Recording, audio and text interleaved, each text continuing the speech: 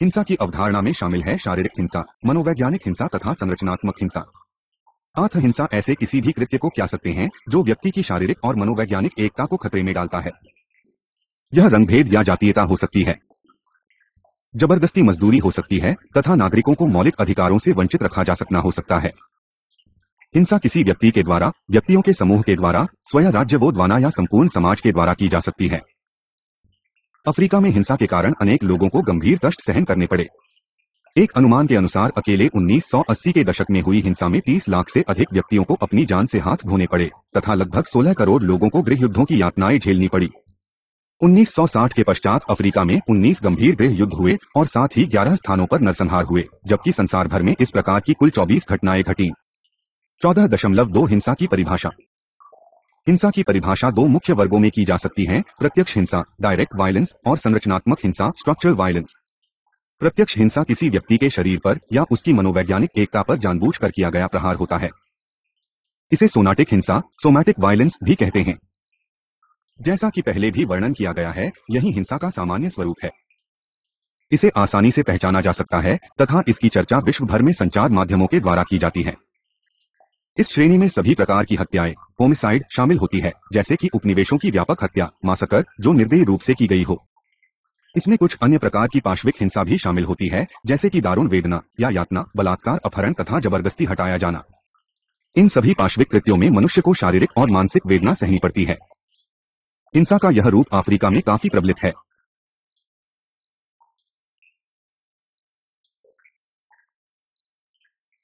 हिंसा का दूसरा प्रकार है संरचनात्मक हिंसा, जिसे अप्रत्यक्ष हिंसा भी कहा जाता है। इस प्रकार की हिंसा में आक्रामक और पीड़ित व्यक्ति दोनों में प्रायः कोई प्रत्यक्ष संबंध नहीं होता है। गाल्डुंग जोहन गॉल्टन ने 1960 के दशक में संरचनात्मक हिंसा पर महत्वपूर्ण शोध कार्य किया था। उसने हिंसा के विविध रूपों का अध्ययन किया और वह इस निष्कर्ष पर पहुंचा कि कभी कभी राज्य भी अपने नागरिकों के विरुद्ध क्रमिक रूप से हिंसा कर सकता है। उसके अनुसार हिंसा की निश्चित परिभाषा कर पाना संभव नहीं था। गाल्डुंग के अनुसार हिंसा संभावित और वास्तविक के मध्य भेद का कारण होती है। अनुभव का सक्रिय स्तर है वह है जो संसाधनों और अंतर्दृष्टि के किसी विशेष संदर्भ में संभव है, परंतु यदि अंतर्दृष्टि और संसाधनों पर किसी एक वर्ग व समूह का एकाधिकार स्थापित हो जाए तब वास्तविक स्तर सक्रिय पोटेंशियल लेवल से नीचे गिर सकता है। गाल्डुंग के अनुसार यह ऐसा स्तर है जहां हिंसा चिंता का विषय बन जाती है। युद्ध की स्थिति में हिंसा प्रत्यक्ष होती है तथा किसी व्यक्ति की हत्या अथवा उसे घायल करने संबंधी उद्देश्य भी उपलब्धि माना जाता है। अप्रत्यक्ष हिंसा में अंतर्दृष्टि और संसाधन को इस प्रकार समन्वित करना होगा जिसमें घटनाएं सक्रिय स्तर तक न पहुंच जाएं। हिंसा तब भी हो सकती है जब कोई व्यक्ति या संस्था प्रत्यक्ष रूप से इसके लिए उत्तरदायी नहीं है। इसे गाल्टुंग ने अप्रत्यक्ष या संरचनात्मक हिंसा का नाम दिया है। कोई व्यक्ति विशेष किसी अन्य व्यक्ति को हानि पहुंचाने वाला बेशक न हो। ऐसे व्यक्तियों या संस्थाओं को जो ऐसी हिंसा करवाते हैं उन्हें प्रायः समाज और कानून अपराधी नहीं मानता। वास्तव में इस प्रकार की हिंसा समाज की संरचना का अंश होती है। इसके हिंसा के उभरने का कारण प्रायः शक्ति का असमान वितरण होता है, जिसका परिणाम है जीवन के असमान अवसर। संसाधनों का विभाजन समान नहीं होता और संसाधनों के विभाजन करने का अधिकार भी असमान होता है। ऐसी स्थिति में कम या निम्न आय वाले व्यक्ति शिक्षा, स्वास्थ्य और शक्ति की दृष्टि से भी निचले स्तर के होते हैं। हिंसा का दूसरा प्रकार है संरच, जिसे अप्रत्यक्ष हिंसा भी कहा जाता है। इस प्रकार की हिंसा में आक्रामक और पीड़ित व्यक्ति दोनों में प्रायः कोई प्रत्यक्ष संबंध नहीं होता है। गाल्डुंग जोहन गॉल्टन ने 1960 के दशक में संरचनात्मक हिंसा पर महत्वपूर्ण शोध कार्य किया था। उसने हिंसा के विविध रूपों का अध्ययन किया। संरचनात्मक हिंसा का प्रमुख कारण असमानता होती है। गाल्टुंग ने कहा था कि संरचनात्मक हिंसा समाज के वर्गीकरण के कारण उमसती है। इस व्यवस्था में यह निर्धारित होता है कि किसका स्थान उया है तथा अंत संबंधों का उचित उपाय क्या है। सामान्य रूप से उच्च वर्ग अपने जैसे उच्च वर्गों को साथ ही संबंध रखता है। अन्य शब्दों में यदि एक अभिकर्ता किसी एक व्यवस्था में उच्च स्तर पर है तो यह अन्य व्यवस्था में जिसमें वह भाग लेता है उच्च स्तर पर ही होगा। आठ अभिकर्ताओं में परिवर्तन के बावजूद असमानता और संरचनात्मक हिंसा की उत्तरजीविता की क्षमता भी ऊंची होती है। संरचनात्मक हिंसा में निम्नलिखित 3 प्रकार की हिंसा शामिल होती है। देखें तालिका संख्या 1। प्रथम, भूल के कारण हिंसा, जबकि राज्य उन व्याधियों को पर्याप्त सहायता और सुरक्षा उपलब्ध नहीं कर सकता है जो कि सामाजिक हिंसा या पर्यावरण के संकटपूर्ण जोखिम जैसे कि तूफान और भूकंप को खतरों का शिकार हो सकते हैं। द्वितीय, दमनकारी हिंसा, जिसका कारण हो सकता है मूल अधिकारों से वंचित किया जाना, जैसे संपत्ति के अधिकार से या दिन प्रतिदिन की सामाजिक आर्थिक भागीदारी से दूर रखना। अंतिम अलग थलग पड़ने के कारण हिंसा, एलिनेटिंग वायलेंस, नागरिकों की कार्यस्थल, कारखाने, कार्यालय, इचा में या स्कूल या सार्वजनिक स्थानों पर हिंसा। इन श्रेणियों का विवेचन विस्तार से आगे किया जाएगा। प्रत्यक्ष हिंसा, जानबूझकर सोच समझकर किसी व्यक्ति को शारीरिक या मानसिक क्षति पहुंचाना। नर हत्या, होमिसाइड। जाति संहार, जेनोसाइड। कल्ले आम, मासकर। हत्या। पाशविक कार्य, ब्रूटल एक्ट्स। उत्पीड़न, टॉर्चर। बलात्कार। दुर्व्यवहार। प्रतिबंध या शारीरिक रुकावटें, रिस्ट्रिक्शंस और फिजिकल कॉन्स्ट्रेंट्स। जनसंख्या को बलपूर्वक हटाना। अपहरण, बंदी बनाना। कारावास। बलात् मजदूरी। संरचनात्मक हिंसा, अधिकारों की अप्रत्यक्ष अवहेलना। अधिकारों की अप्रत्यक्ष अवहेलना, अनजाने में, मूल से, हिंसा, वायलेंस बाय ओमिशन। संकट में पड़े व्यक्ति को सहायता न देना है, परमावश्यक भौतिक आवश्यकताओं की संतुष्टि न होना। सामाजिक हिंसा, मुख बीमारी, निर्धनता के विरुद्ध संरक्षण का अमा। दुर्घटनाओं से सुरक्षा का अभाव। प्राकृतिक हिंसा, तूफान, भूकंप के विरुद्ध सुरक्षा का अभाव। परीक्ष हिंसा, खतरनाक सुधार या प्राकृतिक और सामाजिक पर्यावरण। उत्पीड़नकारी हिंसा, मौलिक अधिकारों से वंचित करना। सामाजिक अधिकार, श्रमिक संघों से इनकार, वंचित रखना। सामाजिक समानता से इनकार, वंचित रखना। सामाजिक और आर्थिक जीवन में भागीदारी से इनकार, वंचित रखना। भौतिक, व्यक्तिगत और सामूहिक संपत्ति की रक्षा से इनकार, वंचित रखना। नागरिक अधिकार, राज्य के द्वारा सुरक्षा व्यवस्था से वंचित रखना। राजनीतिक अधिकार, राजनीतिक जीवन में घरेलू भागीदारी से वंचित रखना। अलग थलग दुराव की हिंसा, एलियनेटिंग वायलेंस, उच्चतर अधिकारों से वंचित रखना। अलग थलग जीवन परिस्थितियां, कार्यस्थल, घर और स्कूल में। सामाजिक अस्वीकृति, हुक्का पानी बंद, समाज के कुछ समूहों जैसे महिलाओं और बच्चों के विरुद्ध शत्रुता। जातीय हिंसा, 14.3 हिंसा के कारण। 14.3 हिंसा के कारण। अफ्रीका में हिंसा तो सदियों से चली आ रही है। हिंसा का प्रत्यक्ष संबंध मानव की आवश्यकताओं की कुछ मूलभूत वस्तुओं से है, जिनमें भोजन और आवास की सुविधा सबसे महत्वपूर्ण है। आवश्यकता की चीजों की कमी के साथ साथ एक अन्य महत्वपूर्ण मुद्दा है मानव समाज का संगठन। समाजों का संगठन इस प्रकार होता है कि व्यक्तियों के एक समूह की तो सभी आवश्यकताओं की पूर्ति हो जाती है, परंतु संपूर्ण समाज की नहीं। इससे प्रतिद्वंद्विता एवं प्रतिस्पर्धा बढ़ती है, जिसका परिणाम होता है हिंसा। अफ्रीका के अनेक देशों में समाज की स्थिति बिगड़ी हुई है। सामान्य रूप से समाज के उच्च वर्ग के लोगों, जो मात्र 10% है, का 70% संसाधनों पर नियंत्रण है। शेष 30% संसाधन 90% जनता के हिस्से में आते हैं। वे निर्धन हैं तथा जीवन की प्राथमिक आवश्यकताओं से वंचित हैं। उन्हें सदा भूख की समस्या का सामना करना पड़ता है। यह प्रतिशत उन लोगों का है जो आसानी से बदल सकते, वॉलेटाइल हैं। अफ्रीका में कबीलों के नेता जो युद्ध करने को सदा तत्पर रहते हैं, अपने विरोधियों के विरुद्ध संघर्ष करने के लिए भूख की शिकार इस जनता में से अपने समर्थक भर्ती कर लेते हैं। उदाहरण के लिए दक्षिण अफ्रीका में अनेक अपराधी तत्व हैं जो नशीली दवाओं के व्यापारी या छोटे अस्त्रों की तस्करी करने वाले हैं। वे निर्धन वर्ग के नवयुवकों को अपने पास थोड़े वेतन पर नौकर रख लेते हैं। उनमें से अनेक मोजाम्बिक से भर्ती किए जाते हैं तथा उनसे हत्याएं करवाई जाती हैं। Sierra Leone, Somalia, Ethiopia, Mozambique, Burundi, Angola और लाइबेरिया इत्यादि अफ्रीका के अनेक देशों का विकास का स्तर बहुत ही नीचा है।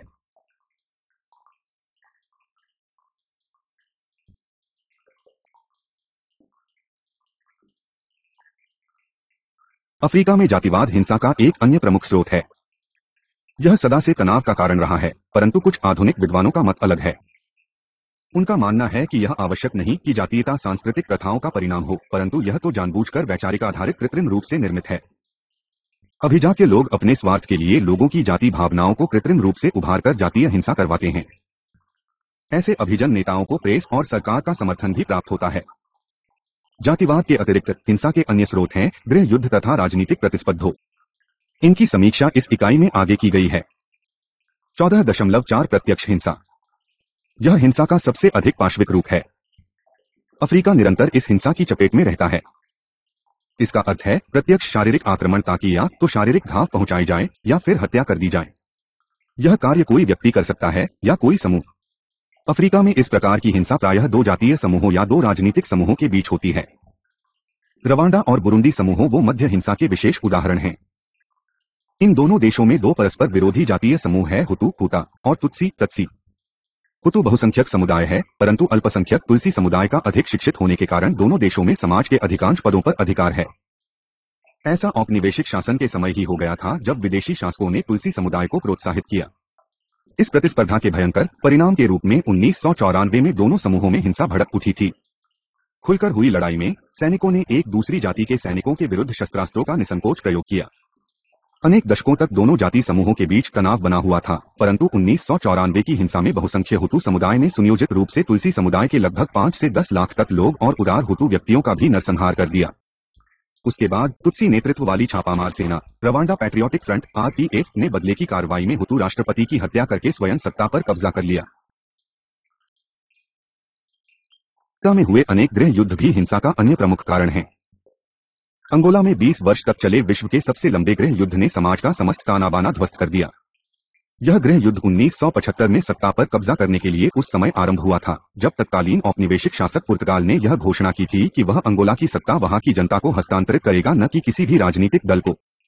जो समूह सशस्त्र स्वाधीनता संग्राम लड़ रहे थे, उनमें आपस में संघर्ष शुरू हो गया। MPLA पूनी उनीता तथा FNLA के मध्य प्रतिद्वंद्विता आरंभ हुई।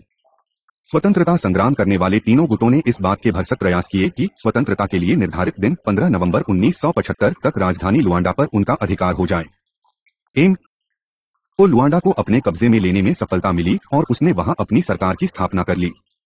स्वतंत्रता के पश्चात अंगोला में गृह युद्ध आरंभ हो गया तथा कुछ वर्षों तक के विरुद्ध MPLA संघर्ष करता रहा, परंतु मुख्य गृह युद्ध का नेतृत्व यूनिटा ने किया, जो 20 वर्ष तक चला। 1975 से 1992 की अवधि में चले उस गृह युद्ध में लगभग 3 लाख अंगोला निवासियों को अपनी जान गंवानी पड़ी। लगभग 40 लाख लोग कुल जनसंख्या का 1/3 बेघर हो गए। इसके अतिरिक्त 1992 के पश्चात संघर्ष, मूक और सुरे फटने से 3 लाख और व्यक्ति मारे गए। लाखों विस्थापितों को बाहरी सहायता पर निर्भर रहना पड़ा, क्योंकि अंगोला की कृषि और अवसंरचना को तो गृह युद्ध ने नष्ट कर दिया। गृह युद्धों में उत्पीड़न, बलात्कार तथा दुर्व्यवहार कुछ सामान्य पार्श्विक कार्य होते हैं। अंगोला से मिलता जुलता गृह युद्ध का इतिहास मोजाम्बिक का भी है। मोजाम्बिक भी पुर्तगाल का उपनिवेश था और उसे भी उसी वर्ष स्वतंत्रता मिली थी जिस वर्ष अंगोला को मिली थी, अर्थात 1975। एक मोजाम्बिक मुक्ति मोर्चा फ्रेलिमो, जो कि शासक दल था, और मोजाम्बिक राष्ट्रीय प्रतिरोध मोजाम्बिक नेशनल रेजिस्टेंस रेनामो, जो कि सरकार के विरुद्ध संघर्ष कर रहा था, में प्रतिद्वंद्विता स्थापित हो गई। मोजाम्बिक राष्ट्रीय प्रतिरोध ने लोगों को आतंकित करना आरंभ किया ताकि वे सरकार के साथ सहयोग न करें। इस आतंकवादी प्रक्रिया में उसने अनेक पार्श्विक उपाय अपनाए, जैसे कि हाथ पैर व नाक काट देना। मोजाम्बिक राष्ट्रीय प्रतिरोध ने सरकारी बलों से अपनी रक्षा के लिए आम जनता का कवच व मानवीय दीवार के रूप में प्रयोग किया। मोजाम्बिक के गृह युद्ध के भी समाज पर गंभीर परिणाम हुए। 1981 से 1994 तक युद्ध या अकाल के कारण लगभग 10 लाख व्यक्ति मारे गए।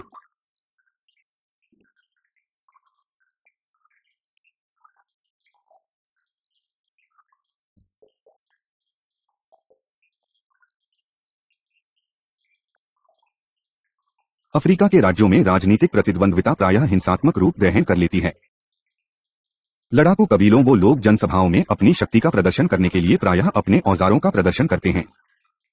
दक्षिण अफ्रीका में ज़ुलू तथा इनकथा कबीलों के मध्य राजनीतिक प्रतिद्वंद्विता प्रायः समाज में खून खराबा मचा देती है। ज़ुलू एक योद्धा कबीला है, उसका इनकाथा मुक्ति दल एक राजनीतिक दल था जिसका नेता था मंगोसुथु बुथेलीजी। उसली प्रतिद्वंद्वी पार्टी अफ्रीकी राष्ट्रीय कांग्रेस ANC मुख्य रूप से हौसा झोसा समूहों का संगठन है। श्वेत अल्पसंख्यक शासन की समाप्ति को तुरंत बाद दोनों प्रमुख राजनीतिक दलों में प्रतिस्पर्धा आरंभ हो गई। अफ्रीकी राष्ट्रीय कांग्रेस को रंगभेद की नीति का विरोधी होने के रूप में विश्वव्यापी मान्यता प्राप्त थी। उसके नेता नेल्सन मंडेला भी संसार भर में जाने जाते थे। उन्हें जनसाधारण समर्थन प्राप्त था। इनकाथा पार्टी IEP एक स्थानीय संगठन था जिसे रंगभेद पर आधारित श्वेत सरकार का समर्थन प्राप्त था। इनकाथा का सशका आधार क्वाजुलु नेटल प्रांत में था, जहां पर जुलू बहुसंख्यक थे तथा अफ्रीकी राष्ट्रीय कांग्रेस के समर्थक कम संख्या में थे। इस प्रतिस्पर्धा का फल यह हुआ कि अफ्रीकी राष्ट्रीय कांग्रेस के समर्थकों पर नेटाल प्रांत में आक्रमण हुआ, जो शीघ्र ही अन्य प्रांतों में भी फैल गया। इस हिंसा के फलस्वरूप 1990 से मार्च 1994 के अंत तक 14,211 व्यक्ति मारे गए। प्रतिदिन होने वाली हत्याओं की संख्या 80 के दशक में रंगभेद की सरकार के समय में हुई 5,400 व्यक्ति प्रतिदिन हत्या से भी अधिक हो गई। इन हत्याओं ने दक्षिण अफ्रीका को सर्वाधिक हिंसक समाज बना दिया। अफ्रीका में जहां भी सैनिक शासन होता है, वहां पर राजनीतिक हत्याएं आम बात है। युगांडा में जनरल ईदी अमीन का सैनिक शासन बहुत ही हिंसक था। उसने एक असैनिक सरकार का तका पलटकर 1971 में सत्ता प्राप्त की थी। उसके सैनिक शासन में सेना की जेलों में हत्याएं आम बात थी। यहां तक कि देश के प्रधान न्यायाधीश और विश्वविद्यालय के कुलपति को भी मरवा दिया गया था। ऐसा करके शासन के विरुद्ध किसी भी संभावित विरोध को दबाने का प्रयास किया गया था।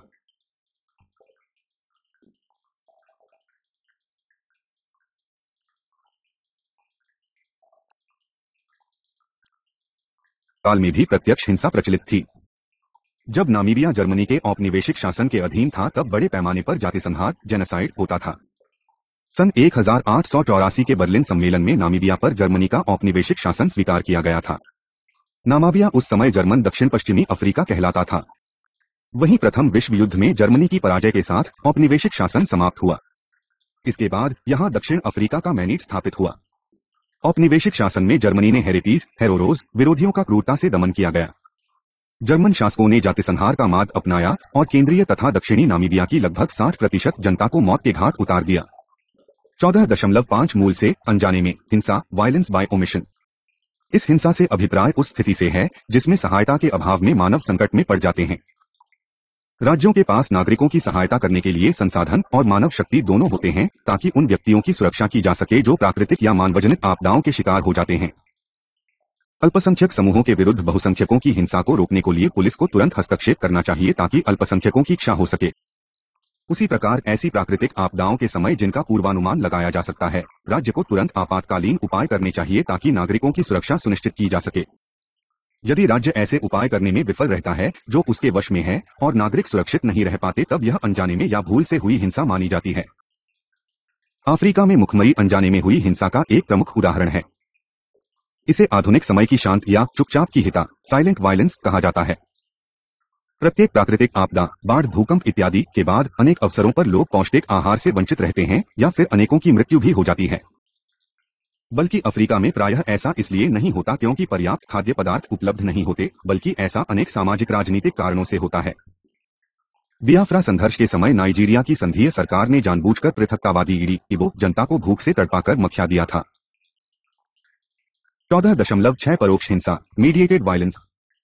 यह उस प्रक्रिया का नाम है जिसमें वर्तमान प्राकृतिक अथवा सामाजिक पर्यावरण में मानव हस्तक्षेप के द्वारा परिवर्तन किए जाते हैं, जिनसे तुरंत ही किसी को पीड़ा नहीं पहुंचती, परंतु दीर्घकाल में इसके गंभीर नकारात्मक प्रभाव होते हैं। इस प्रकार की परोक्ष हिंसा में आक्रमण करने वाला और पीड़ित व्यक्ति संपर्क में नहीं होते हैं। सबसे सामान्य ध्यान देने योग्य घटना होती है प्राकृतिक पर्यावरण में परिवर्तन करने का प्रयास, जैसे कि परमाणु परीक्षण, औद्योगिक प्रदूषण या ऐसी वस्तुओं की बिक्री जो उपयोग करने वाले के लिए खतरनाक हो सकती हैं। अफ्रीका में अमेरिकी और यूरोपीय बहुराष्ट्रीय निगम अनेक ऐसे जहरीले पदार्थों की बिक्री करते हैं जो स्वयं उनके देशों में प्रतिबंधित होते हैं क्योंकि वे कैंसर जैसे रोगों, जन्मजात दुर्बलताओं या गर्भपात का कारण हो सकते हैं। इनमें कीड़े मारने वाली कीटाणुनाशक दवाइयां, गर्भ को रोकने की कुछ हानिकारक औषधियों तथा जहरीले पदार्थों से बने बच्चों के कपड़े शामिल होते हैं। अनेक अफ्रीकी देशों में परोक्ष हिंसा औपनिवेशिक कृषि नीतियों का अंश भी होती थी। औपनिवेशिक शासन जबरदस्ती ऐसी फसलें उगाते थे जिनका उपयोग उद्योगों में निवेश के लिए किया जाता था। आज भी कुछ अफ्रीकी देश निर्यात के लिए पारंपरिक फसलों को त्याग कर हानिकारक फसलें पैदा करते हैं। इसके कारण ग्रामीण समुदायों में खाद्य पदार्थों की कमी देखने को मिलती है। 14.7 उत्पीड़नकारी हिंसा तथा दुराव अलग थलग डालने वाली हिंसा रिप्रेसिव वायलेंस एंड एलियनेटिंग वायलेंस।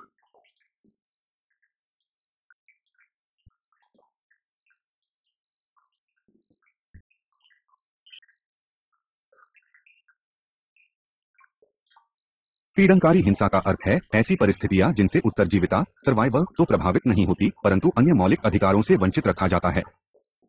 इससे स्वतंत्रता, समानता और सम्मान को ठेस पहुंचती है।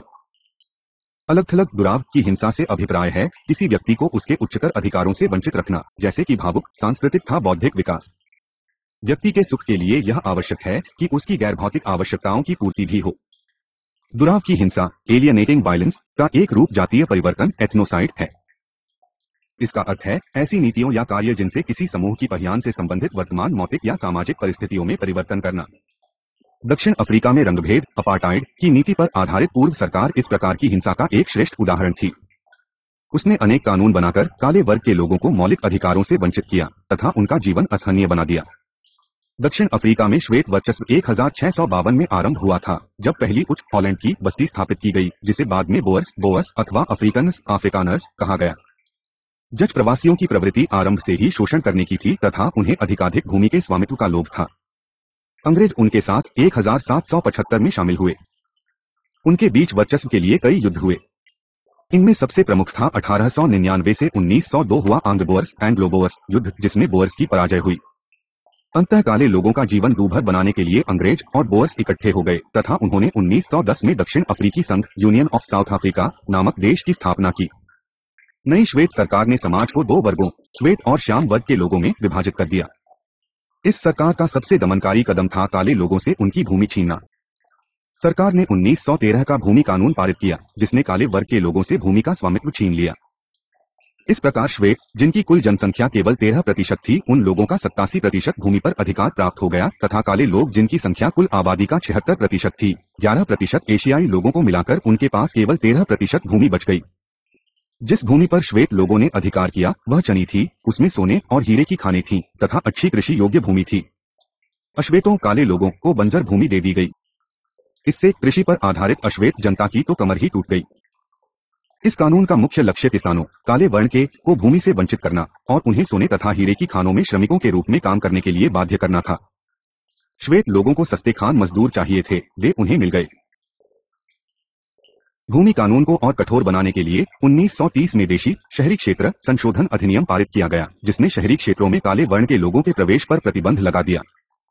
इस कानून में 1937 में एक और संशोधन करके सरकार ने अधिकार प्राप्त कर लिया कि वह रंगभेद का कड़ाई से पालन करवाए तथा काले वर्षों के लोगों को बलपूर्वक शहरी क्षेत्रों से बाहर करवा सके। यदि काला व्यक्ति किसी ऐसे शहरी क्षेत्र में आता था जिस पर श्वेत नियंत्रण था, तो उसे एक निश्चित अवधि के लिए श्वेत अधिकारियों से प्रवेश पत्र लेना पड़ता था। यदि कोई अश्वेत व्यक्ति निश्चित अवधि से अधिक रुका रहा तो उसे कानून के अनुसार दंडित किया जाता था। यह कदम इसलिए उठाया गया था ताकि काली महिलाओं, बच्चों और वृद्धों को श्वेत क्षेत्रों से दूर रखा जा सके। श्वेत उन्हें भार बर्डन मानते थे। श्वेत लोग केवल स्वस्थ काले पुरुषों में रुचि रखते थे ताकि उनसे सस्ती कीमत पर काम करवाया जा सके। द्वितीय विश्व युद्ध के पश्चात रंगभेद के कानूनों को और भी दमनकारी एवं भेदभावपूर्ण बना दिया गया। जनसंख्या पंजीकरण कानून 1950 में सभी नागरिकों को जातीय समूहों में श्रेणीबद्ध कर दिया गया। यह श्वेत सरकार के द्वारा विविध जातीय समूहों के साथ व्यवहार का आधार पर बना। 1950 के समूह प्रदेश कानून द ग्रुप एरियाज एक्ट ने आवासीय क्षेत्रों को जातीय समूहों के आधार पर विभाजित किया तथा अधिकारियों को इनमें परिवर्तन करने का अधिकार भी मिला। इस कानून के अधीन काले वर्ण के लोगों को बलपूर्वक उनके घरों से निकाला गया तथा श्वेत बस्तियों से दूर ले जाकर बसाया गया। काली बस्तियों गंदे आवासीय क्षेत्रों स्लम्स की तरह थीं।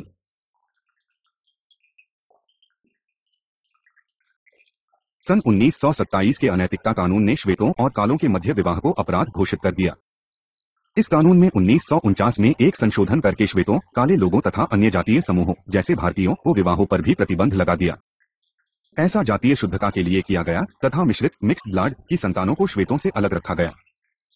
विशेषाधिकार अधिनियम 1963 के द्वारा श्वेत क्षेत्रों को सुरक्षित रखने के लिए विशेष प्रावधान किए गए। इस कानून ने सार्वजनिक भवनों, पार्कों में लगी बेंचों तथा शौचालयों को भी श्वेतों के लिए आरक्षित किया। उसी प्रकार होती के लिए रेलगाड़ियों, बसों तथा जहाजों में स्थान सुरक्षित किए गए। काले वर्ण के विरुद्ध इतना भेदभाव किया गया कि उन्हें सही प्रकार के कपड़े न पहने होने पर दंडित किया गया। श्वेतों के लिए आरक्षित स्थानों का दूसरों के द्वारा प्रयोग अपराध घोषित किया गया। इन प्रतिबंधों को किसी भी न्यायालय में चुनौती नहीं दी जा सकती थी। रंगमेद बाली सरकार ने 1963 के बाटू शिक्षा अधिनियम के द्वारा काले वर्ष की शिक्षा का प्रबंधन सुनिश्चित किया। इसके प्रावधानों के अनुसार शिक्षा का माध्यम केवल कबीलाई भाषा ही हो सकती थी। अश्वेतों को केवल सरकारी बाटू स्कूलों में ही प्रवेश मिल सकता था।